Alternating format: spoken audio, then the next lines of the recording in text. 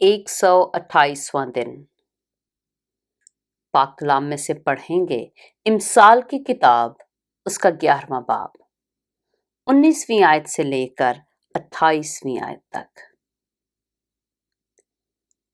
सदाकत पर कायम रहने वाला जिंदगी हासिल करता है और बदी का पैरो अपनी मौत को पहुंचता है।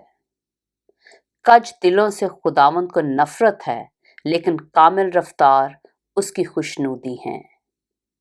यकीनन शरीर बेसजा ना छूटेगा, लेकिन सादिकों की नस्ल रिहाई पाएगी। बेतमीज औरत में खूबसूरती गोया सवार की नाक में सोने की नथ है। सादिकों की तमन्ना सिर्फ नेकी है, लेकिन शरीरों की उम्मीद गजब है।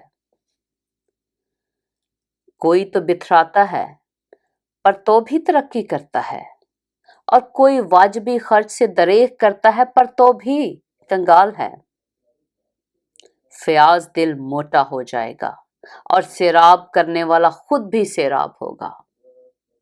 जो गल्ला रोक रखता है लोग उस पर लानत करेंगे, लेकिन जो उसे बेचता है उसके सर पर बरकत होगी। जो दिल से नेकी की तलाश में है मकबूलियत का तालिब है, लेकिन जो बदी की तलाश में है वो उसी के आगे आएगी। जो अपने माल पर भरोसा करता है गिर पड़ेगा, लेकिन सादिक हरे पत्तों की तरह सरसब्ज होंगे।